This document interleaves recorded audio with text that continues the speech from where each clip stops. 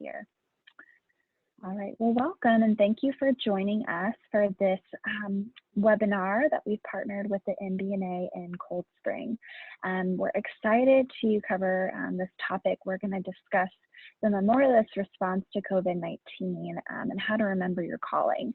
I'm really excited to welcome our two panelists today. We have Erin and Honnalora with Coldspring. Erin is a director of sales for Coldspring, serving the eastern portion of the United States. She graduated from the Cincinnati College of Mortuary Science and received a MBA from Wright State University.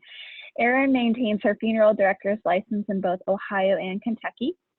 She has served the funeral industry for the past 18 years, first as a funeral director and later as a memorial design manager and sales manager for an independent cemetery.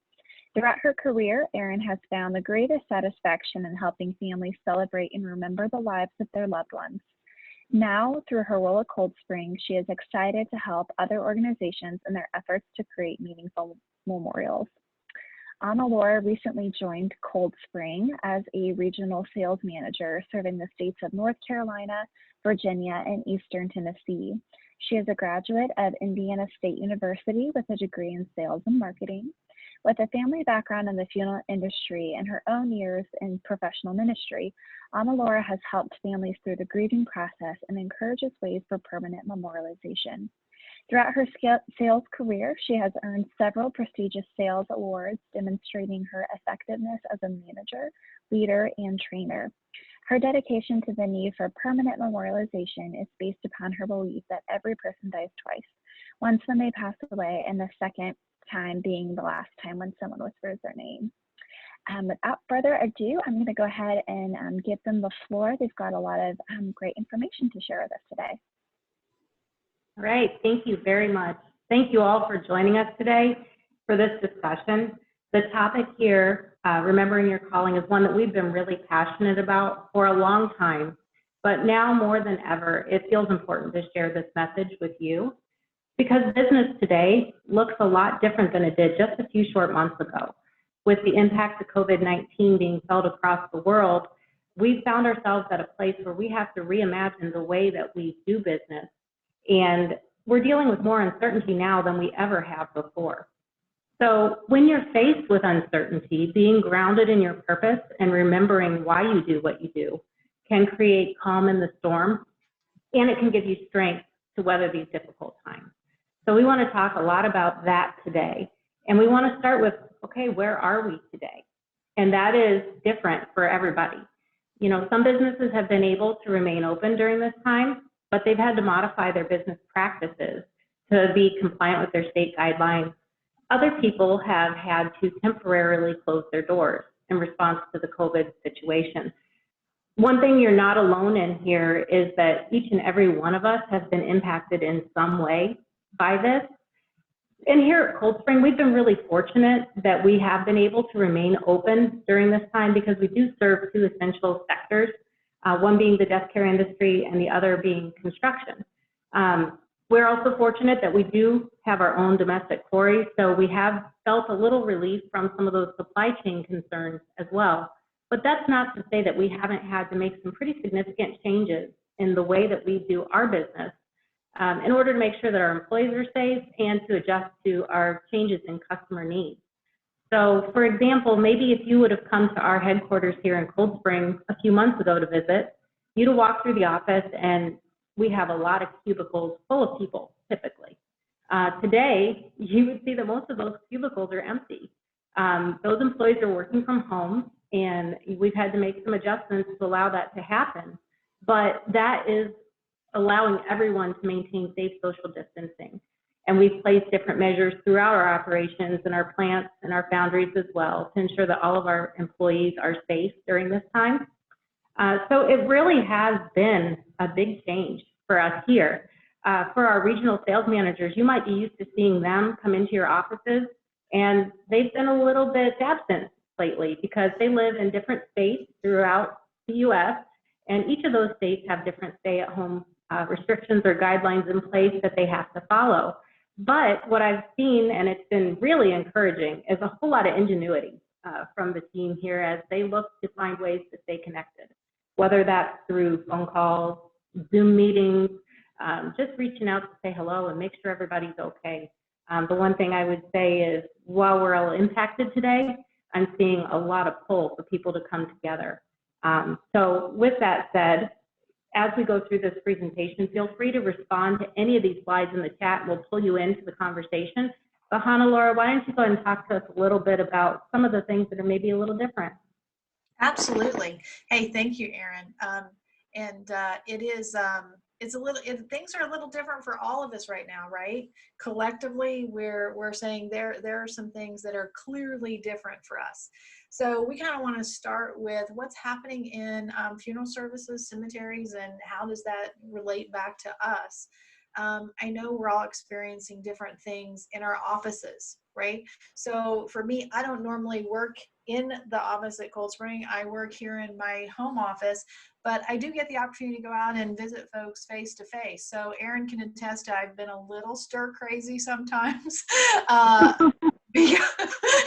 because I am used to getting out and spending time with people, right? And supporting you all in what you do.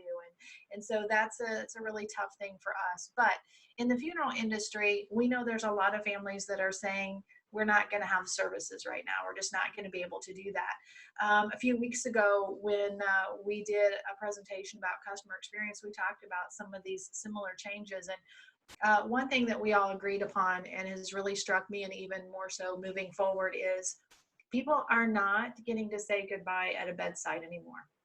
It's not happening, right? It breaks my heart to watch the news and see people standing outside of a hospital or outside of a nursing home, knowing they can't go in and tell their loved one goodbye. That should break, I think, all of our hearts. The other thing is people are not having services the same as they would, or they're being limited to only just a few people being present for the service. So people are not also getting to say goodbye in the way that traditionally we think of as being next to a casket and with the support of their loved ones, their friends and family standing by them, encouraging them through it.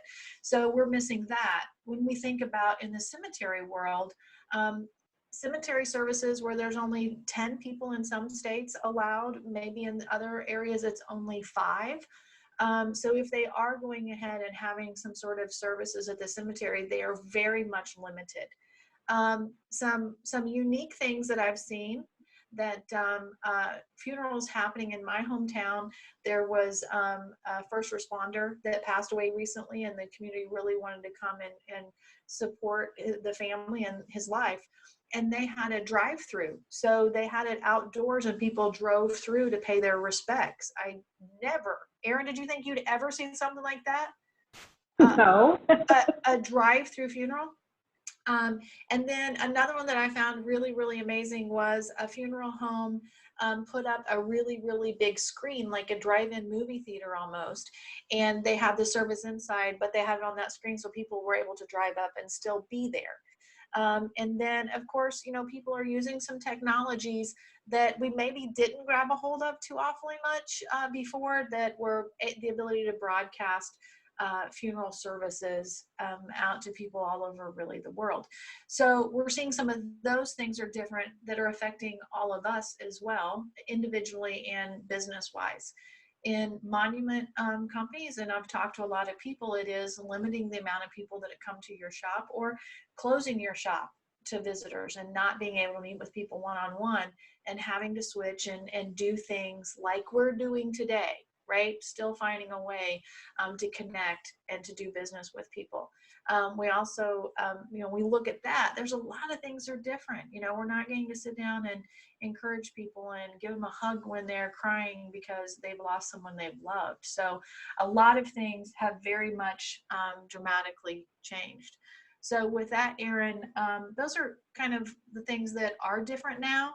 And I know we're really excited to get some feedback from some folks that are here with us today. Absolutely.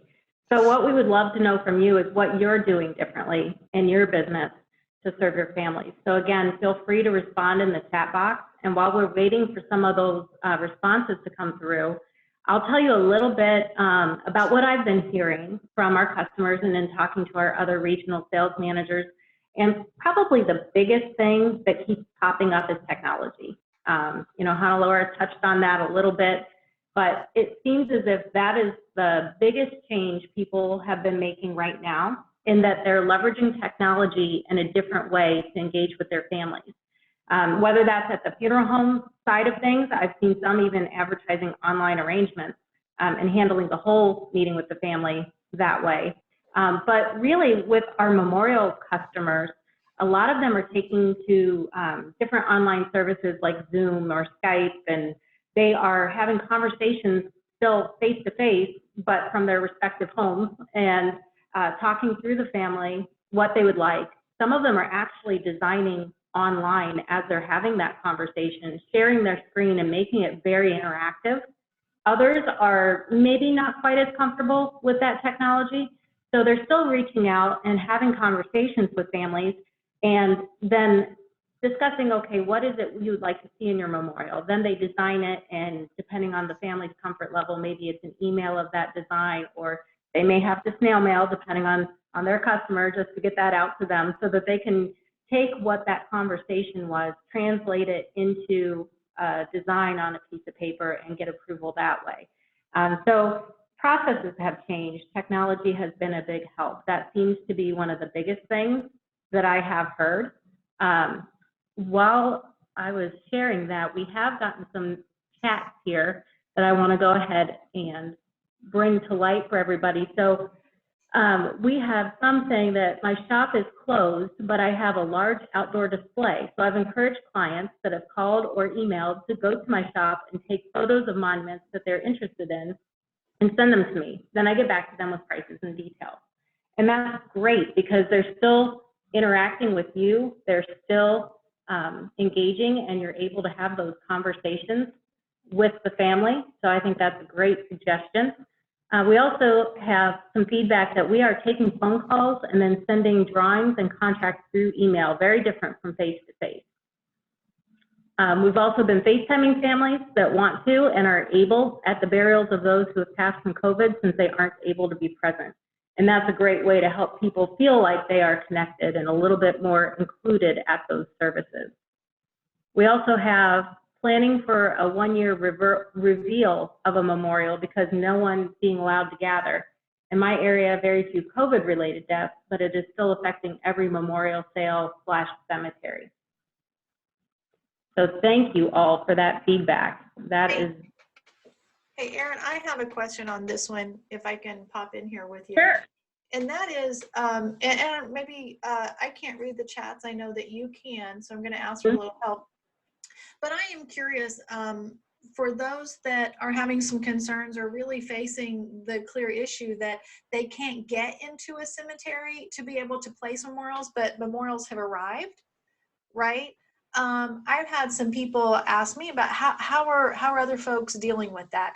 So my question to the group is, if you're receiving memorials that you've previously ordered, and they're there and you're ready to go place them in local memorial parks and cemeteries, but they're close to that and not allowing you, how are you answering that? How are you working with families about that? I'm kind of curious to see if we'll get any response. Perfect. That is a great question. We did also get another response here that they've been doing drive-through services. We set the family chairs 6 feet apart and allow only 10 people at the service. We set up a table and create a large panel with information on it of the deceased. We set it out along with a table where the family can put out pictures and a basket for cards. Anyone can drive by all day to pay their respects. Wow. That is a very cool idea. I've not heard of anyone doing that so far. But I think that's great, especially because you've opened up that time to be longer than just, the services at 10 a.m., let's say. You've got all day to stop by to share your condolences and pay your respects. Wonderful. Now, Honnalora, so far I haven't seen any responses to your question, but what I would say, in my mind, when I hear that, is that communication is probably key. During that time, you want to be in touch with the families, explaining where things are in the process. understanding that, yes, your product has arrived, and as soon as we are able to walk into that cemetery and install that product, we will certainly do so. There could be some opportunities, though, to share images of that memorial prior to that time. Certainly you could photograph and email or text. That would be one way that maybe you might want to think about that. We did also get a note, we are accepting and placing memorials. Reach out directly to each individual cemetery. These are uncharted waters, so we're offering all outside working members, such as people installing monuments or vault companies, masks. I'm sure each cemetery in each state will offer help. Another comment that our cemetery is open to lay memorials, so we've not heard the issue yet of not being able to lay them. We always send our families pictures. Okay, good stuff. Really, really good stuff. I appreciate that. It was just something that I'd heard. You know, one other thing was I talked to a monument company, and they said they're actually offering to meet people at the cemetery. So they're going and meeting them at the cemetery, walking around, and if they don't have a really big showroom there, and so they are sending someone, taking face masks, being safe, meeting them in the cemetery and walking around and finding what they like, right? And getting some inspiration and ideas to design their memorials that way. So I thought that was a really nice way to be able to do that as well. Definitely. So Erin, this is a good one. What's not different? Well, what's not different is the healing process. You know, even though funeral arrangements look very different right now, the family still has to move through that grieving process and into the healing process. And families are looking to you now more than ever to guide them through this time of uncertainty and help them make choices that will allow them to really honor the loved one that they've lost. So the need to support one another hasn't changed. The need for memorialization has not changed. And we're just having to do things in a little bit different way than we have in the past and get kind of creative. So the upside to that is I believe we will come out stronger on the other side of this because we have had to learn how to adapt. You know, mentioned earlier, services being delayed and families may be postponing to a future date. And because of that, I think really the permanent memorial has the opportunity to become much more valuable than it did in times past. Because, you know, if you think about before all of this happened, okay, oftentimes, unless maybe a spouse had previously passed or they'd done some pre-planning, the day of the funeral, you have the service and there is no memorial present, and it shows up weeks or months later, and the family comes back at various times to view it. But again, now, knowing that these services are being put on hold and they are being delayed, we do have the opportunity now to provide that memorial, to get it designed, get it fabricated and delivered and installed so that when they are coming together as a family to have that memorial, to have that service, that memorial can be there and be the focal point of that gathering. And it can be a really important piece in providing closure to that family. So there's a lot of things that while it feels different, while we're acting different than maybe we have in the past, at the core of it, the process is the same and the needs of the family are still the same. We also did get oh, go ahead, Honnalora. I was 100% agreeing with you, Erin. Okay, good. You know, we also had a note here, I'm in Canada, so clients are used to having a time when monuments can't be installed due to weather because of snow and ice. So most people understand there is a wait time. It's very true. Very true. Awesome. So that is a lot of information we've shared so far, Erin, right? We've talked about where we are today, what's different, what's not different. This is the part that please don't be surprised if you don't hear a little bit of increased enthusiasm and excitement from Erin and myself when we talk about these next couple of slides. Like that was all really, really solid information, and we need to talk about where we are and what we're doing and how we're adapting, right? But the meat of what we want to talk about today is right here. So this is motivating you back to your why. So let's think back just a second. So the title of this presentation is Remembering Your Calling, and it is us as a memorialist, our response to COVID and how we're going to address it, how we're going to deal with it. So motivating you back to your why is so incredibly important. And I'll give you a couple of examples. So I am not a runner. As much as I would love to be a runner, I'm not a runner. I'm an angry runner. And so what I mean is I try to run, and I'm usually pretty angry about it. A couple miles into it, I'm wondering why I'm even doing this. And this is the dumbest thing I've ever done in my life. 5 miles in, I think I'm a superhero and no one has ever ran this far ever. Just me.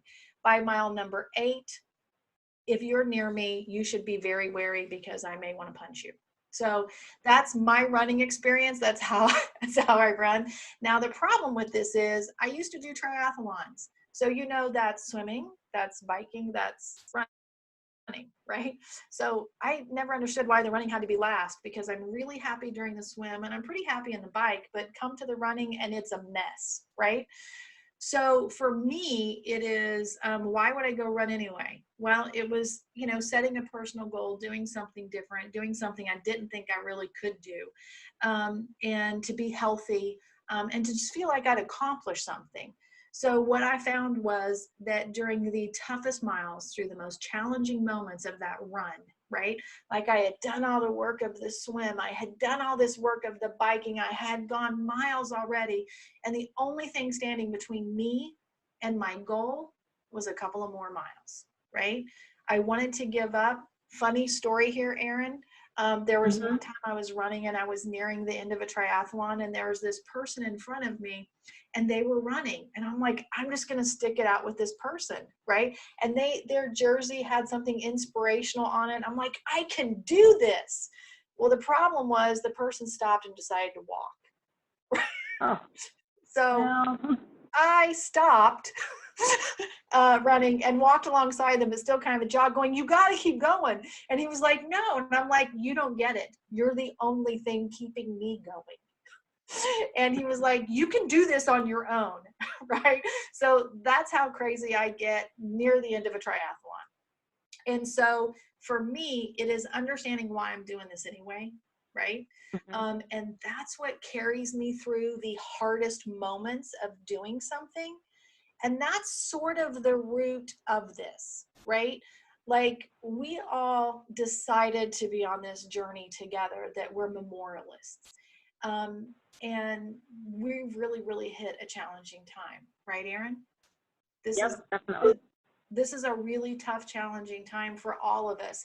No matter what you do, no matter who you are, we're all affected by this. And then when we pull back in and we look at the industry that we've chosen, the jobs that we have, and the things that we're passionate about, like we chose this, right?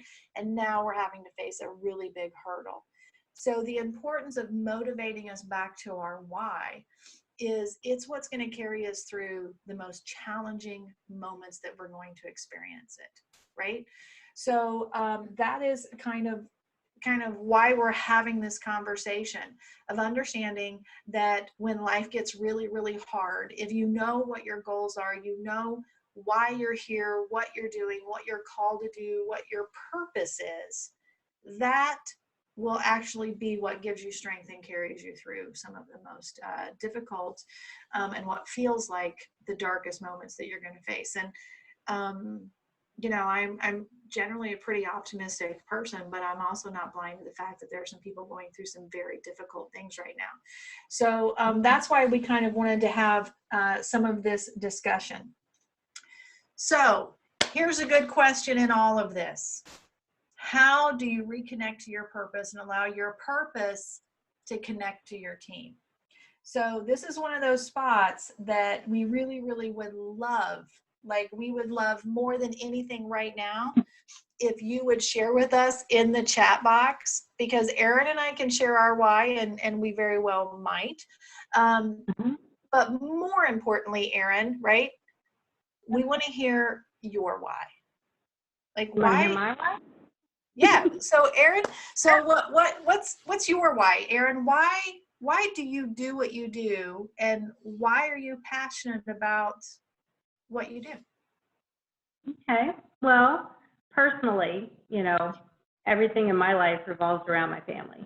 You know, I'm married. I have 2 little boys who are like my everything. They're amazing. So everything I do is for them. You know, I want to make sure that I can provide a really great life, really great experiences, and really have a wonderful, rich upbringing for those kids that they can look back on with really fond memories. So a lot of what I do is really focused on how do I achieve that for them. Professionally, why I do what I do. I found a calling years ago in funeral service, and it took me a little while to get there. So I started out most of the time while I was in college, kind of bouncing from major to major, trying to figure out where my place in the world is. I was bartending and waitressing and serving others, and Really? I loved it. To be honest, yeah. All along, I knew I was going to serve people in some way, and it took a while until I found the funeral service is my spot.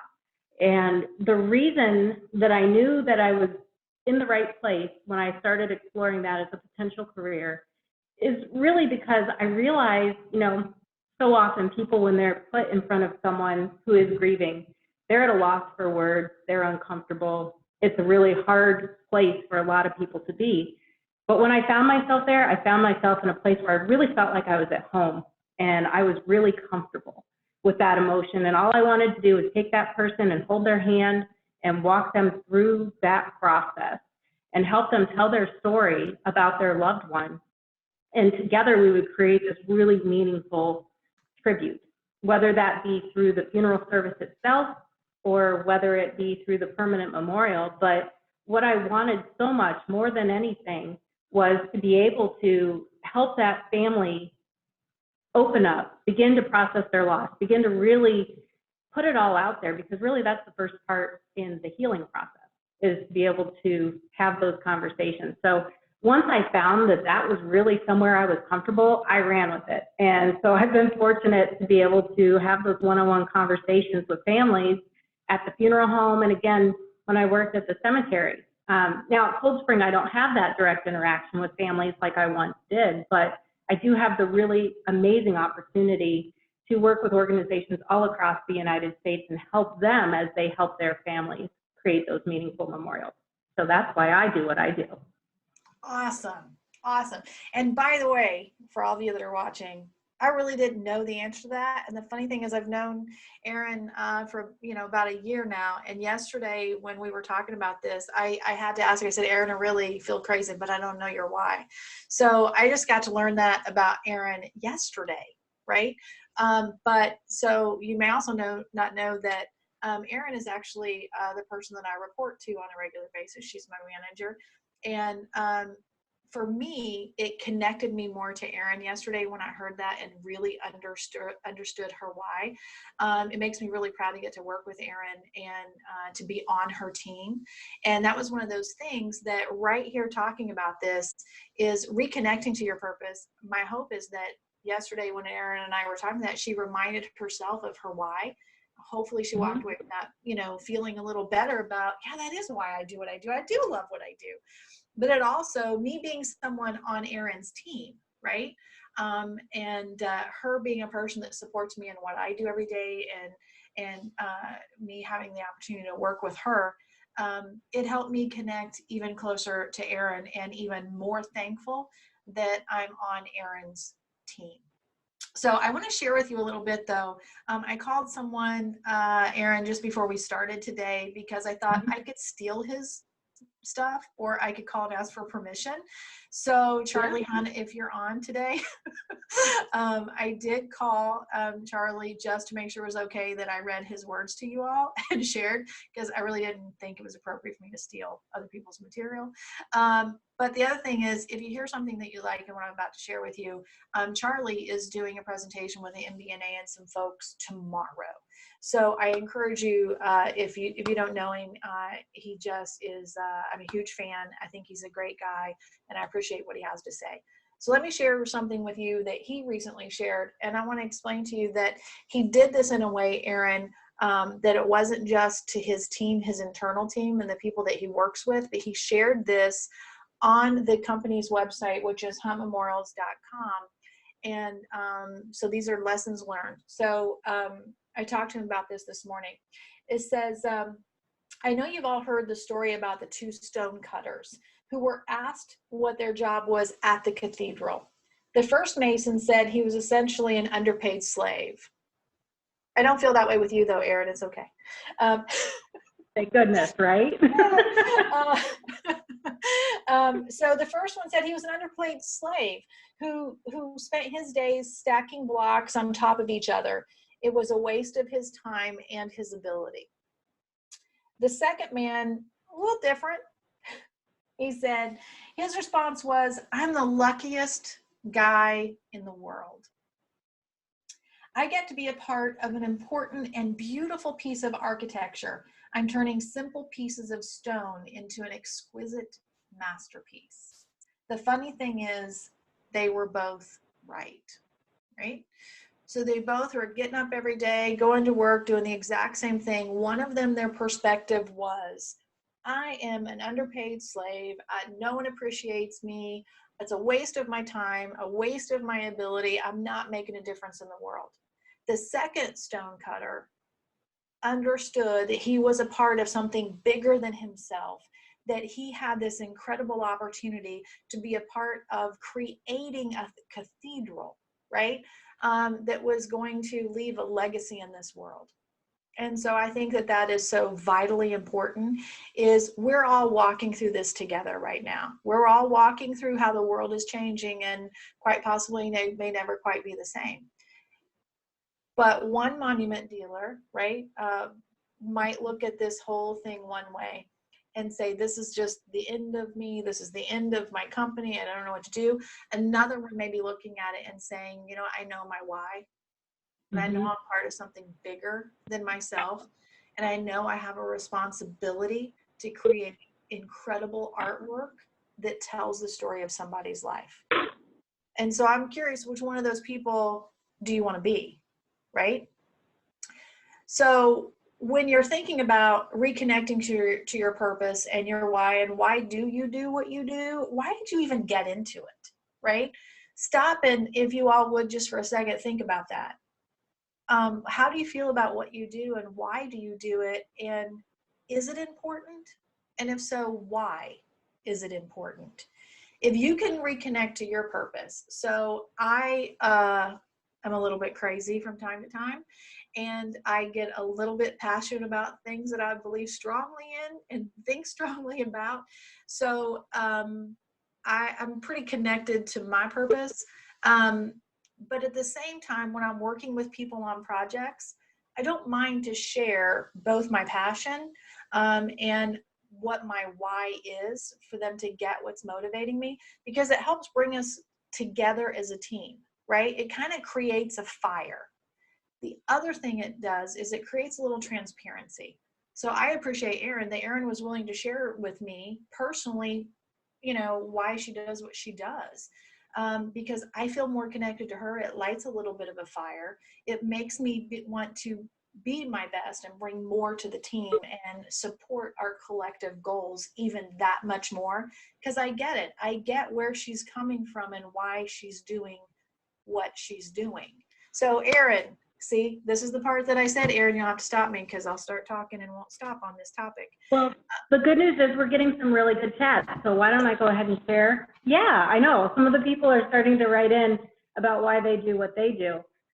You know, I have a comment here from Richard. I enjoy helping people in need, and I'm a single dad to a 6-year-old. So I do what I do to support her, which resonates very strongly with me, you know, because it does come back to family, and family being so vitally important. Trevor says, I always enjoyed the part of a customer interaction where the family sees that we can create a unique piece that is truly theirs, and they start to use the monument creation as part of the grieving process. Sitting at a table and scribbling on a sheet of paper, they somehow get excited about the process too. It has been really hard to have that connection with customers right now, and it has been seeming impersonal. I wish there was a way to create that feeling with the older folks who aren't as technologically advanced. Well, I tell you what, if anyone has some thoughts for him about how that might work for you and get those older folks who aren't going to use the computer engaged, please put that in the chat, because I think that is something that can definitely be a challenge for those of us that are trying to connect and interact in a way similar to what we used to. We also have a comment here. I do what I do so that I can feel helpful to families in a truly difficult time. I love the feeling when someone says that my monument that I designed and made helped them in their grief. There is so much soul and depth in that. And I agree definitely with that comment. Here's another. I came out of retirement looking for a part-time job. I found the perfect job for me. I connect with grieving families, and I'm able to take all my grandmotherly love and share it with them. It gives me an outlet for my compassion and feelings. I love helping families like you. I promise my grieving family that we will work on the memorial until they create the perfect monument for their loved one. It is always about the deceased, and we create some amazing tributes. I truly love my job. We also have, I educate families on the importance of memorialization and what it will mean to future generations of the family. Those are all amazing reasons why you show up every day and do what you do. And I really appreciate you taking the time to put those in the chat, because really the best part about this presentation is hearing from you. We also have another one just coming through. As a widow, I get what many of our families are going through. I listen with my ears and feel with my heart. Whatever I can do to help them through the grieving process makes each day special. And that is very true. Erin, can I share mine? Yes, please do, Honnalora. Okay, you're like, can I? I know it's going to be a great story, so yes. Okay. No, you're like, I just imagine that the thought in your head was, I don't think I could stop you. Oh, I'll jump in there, don't worry. Okay. I was wondering if you're thinking, how do I tell her no? Okay, so I'm going to do this two-part for two reasons. Let me say that. One is to tell you my why. The other is to say thank you in a really big way, because I value incredibly what you all do. So when I was 7, I lost my dad. So he was active duty military. So imagine 7-year-old girl, dad who is in the military. One of my best memories in life is I got sick at school, and I think I faked it, Erin, because I knew my dad would come pick me up in his uniform. It was a great moment. But so it was really, really hard being a 7-year-old little girl just a few weeks before my 8th birthday and losing my dad, who was clearly my hero. So for really all my life now, my relationship with my dad has been kind of heading out to the country of Indiana and heading onto this little gravel road. And I can tell you, I go to exactly where the water pump is. I walk 6 rows back, and there's my dad. And now my mom and my brother are there with him. But when I was a little girl, no matter the holiday, no matter the situation, it was write a card, take it to dad, go visit him at his memorial. As time went on, that's just what I always did. Anything good or bad ever happened, I had to get to that memorial, and I had to tell my dad. So fast forward, right, like a bunch of years later, and I've always been a person, I just want to help people. I want to make a difference. I want to help people be better. It's just kind of how I'm wired.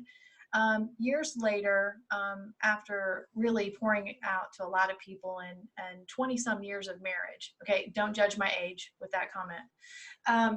So my husband said, hey, I've never been to go visit your dad's memorial. I thought, how is that possible? Like, we've been married for like 20-some years. How have you never gone to my dad's memorial?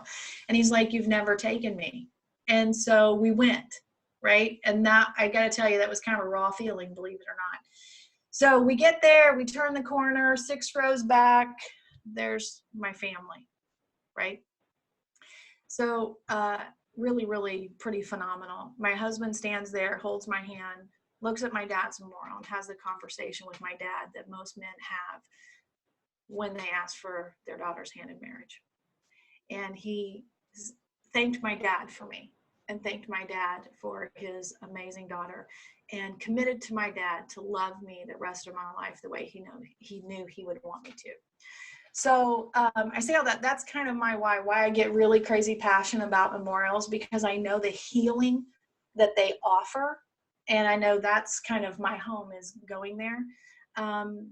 it's why I'm passionate about it, but also if you're a memorial designer, if you are a memorial builder, if you're the crazy, amazing artist that does the work, I personally wanted to say thank you, that what you do really, really does matter. Because there's a monument builder in my hometown that has made an incredible difference in my life. It makes a difference in the lives of people that I help every day in what I do. So that's my why. So now you all know why I get crazy passionate about it, right? So yeah, it's and I could have made that longer and sadder and, you know, all that stuff. Sorry, I tried to tighten it up a little bit. So that's my why. Hey, Erin, thanks for letting me share. Hey, no problem. And while you were sharing, a couple other people felt motivated to share, so I just want to put that out there. We have someone who says, I do what I do to preserve heritage for future generations and make lifelong friends along the way. And then we also have, I, like you, are comfortable with grieving people. I love helping them do sometimes the last tangible, loving thing they can do.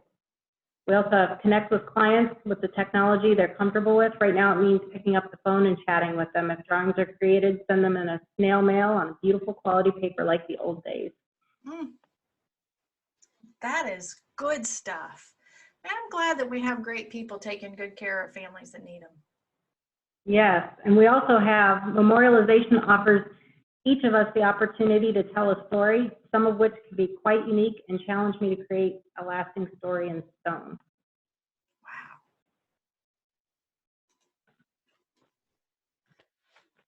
I'm so glad you shared with us. I know, me too. And so now we talked a lot about why we do what we do.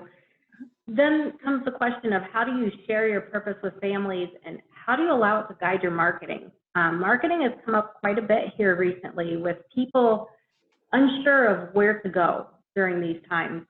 They're questioning whether or not they should market, if they should market their organization, how should they do it so that they don't feel like they're being predatory in nature and taking advantage of everything that's going on in the world right now.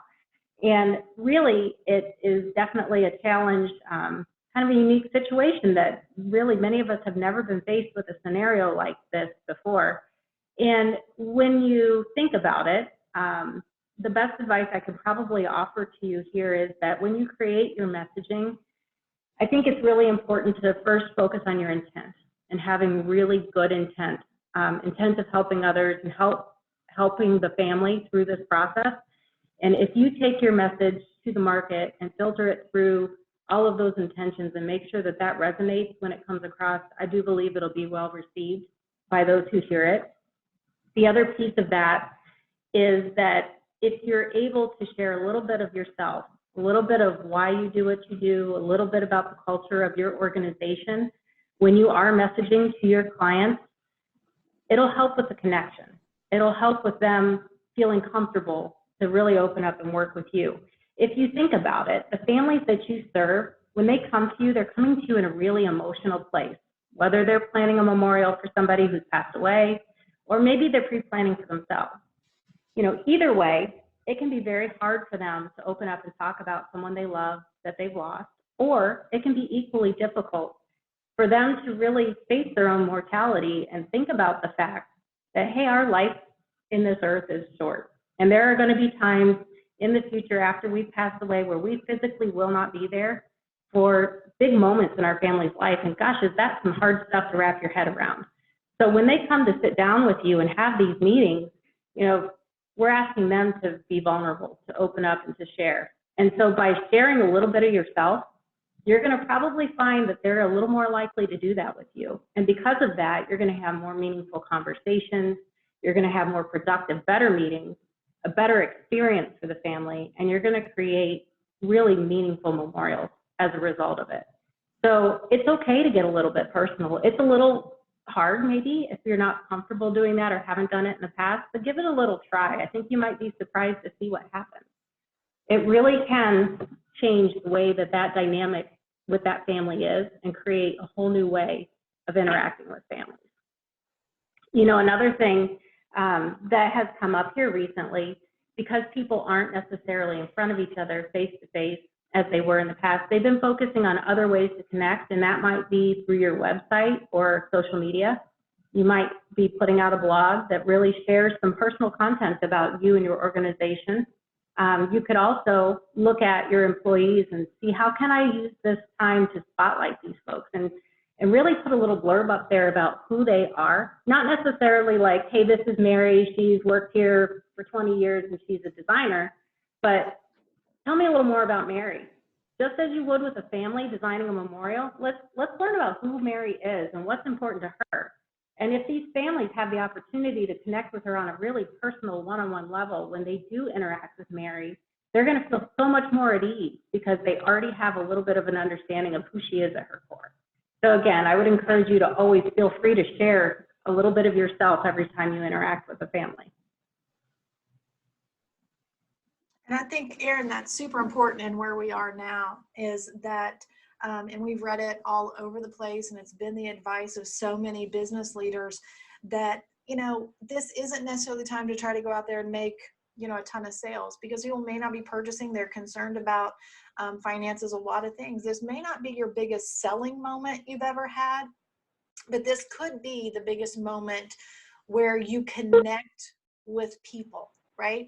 That you take the opportunity to let people know who you are, who your staff is, exactly, Erin, why you're passionate about what you do and what drives you. For me, I like to do business with people that I feel good about doing business with. I like to do business with people that I think we have something in common, that we're motivated by similar things. So for me, Erin, if I come to you know, someone to design a memorial, and you know, I think that they're only motivated by money, I'm not real excited about spending my money with them. But if I know they have my best interest at heart, and they're wanting to help me tell the story of my loved one, and that they find that to be an honor to get to do it, that's the person I want to do business with. I mean, you too, Erin, or? Absolutely. Absolutely. It's a different comfort level when you have that kind of a connection with somebody, and you can really trust to open up to them what it is that you're looking for, and know that they're going to follow through with that. Absolutely, because we're trusted with telling someone's life story. I think that's a really big responsibility, and people want to know that you take that seriously, and that you do find it to be an honor to get to do it. So I'm really impressed by a lot of the folks that I've talked to that are starting to share some of that stuff. I think that what's going to happen from a business perspective is that they really are going to see increased sales, increased foot traffic in their buildings when they do open, some things like that, because people are going to go, I really like those people. And even if they don't need something from you today, when they do, they're going to remember you, right? So this is an opportunity to build your business long-term, because people are going to remember that those people down there, you know, at ABC Monument Company, whatever it might be, I don't really need a monument right now, but those are some amazing people. I'm really impressed with them. So when they do need you, they're going to come find you. You agree? Absolutely. So we are all in this together, right? I love this one. We are all in this together. And what is this? Well, collectively as an industry, it's our responsibility to serve families and to serve them exceptionally well, right? That's our goal. Hopefully at the end of the day, we do all have a drive to help take really good care of people, and to tell their stories, and to honor lives. Hopefully that is what we're all doing together. And just know that you're not in this alone. None of us are. There's an incredible community around you. There's a lot of companies, there's a lot of dealers, there's cemeteries, there's all of us collectively together that serve families are in this together. And I think one of the best things that I've seen coming through a lot of this, Erin, is when I talk to a monument dealer and I say, that's a really great idea, do you mind if I share it? And we're sharing best practices. We're not afraid to help each other through all of this, because ultimately we're helping the families that we all serve. And so I think that is extremely, extremely meaningful. And, you know, I had a friend that in disaster recovery was in a foreign country. And anytime the community would go to do something, instead of saying, hey, we're all going to go, they would say, Alawi. Who's going? Alawi. You know, they just said it as one word. Kind of stood for all of us. But to them, it was such a sense of community that it's just a one-word answer. Well, who's going? Who's getting together? Who's Alawi? And that's how I feel about our industry, is that it is just all of us collectively together that carry this responsibility of serving families very well. But Erin, I do want to ask you to input something right here, because in some of our conversations, you had a really, really great way of looking at this. Can you share? Sure. You know, I think it's easy sometimes, it's human nature really, when you're in your role and you're focusing on your little piece of the puzzle, it's easy to get those blinders on and you really are just looking at your own little piece in the puzzle. And I would encourage everybody right now in the industry to come together, to support one another, to put all of that focus on the family and really serving them exceptionally well, as Honnalora mentioned earlier, because whether you're that funeral director taking the first call, whether you're the cemetery sales advisor, the memorial retailer, or the vendor supporting from behind, we all have a common purpose, which is to make sure that that family is well served, that they have a memorial that really tells a beautiful life story. And we need to really focus together at this time on getting out in front of those families to educate them. They're looking to us now more than ever for help and guidance during this time. So if we can get out in front of them, we can educate them on all of their options, really have great conversations with them to understand what's meaningful and valuable to them. Then we can align our products and our services to that value and really put them in a place where they feel like they've been well served and they are well on their way to healing. This is our opportunity to come together to make big differences in these people's lives. Mm-hmm. Absolutely. We get the opportunity through all of this to make our industry feel a little more connected, right? And to support one another. And we have to look at, there's a lot of negativity, but what are the positives we can pull from this? And I think, Erin, what you shared is a really strong message. So I appreciate that. Yeah. So we want to thank you all, not only for your time today, but we want to thank you for doing what you do, because it is important, it is valued, and maybe you don't hear it often enough, but it is appreciated. And so I'd like to think that as you leave us today, you come away feeling maybe a little lighter, maybe a little more connected, and to understand that, hey, at the end of the day, maybe times are a little tough right now, but I'm going to hang in there and dig deep, because what I am doing makes a difference.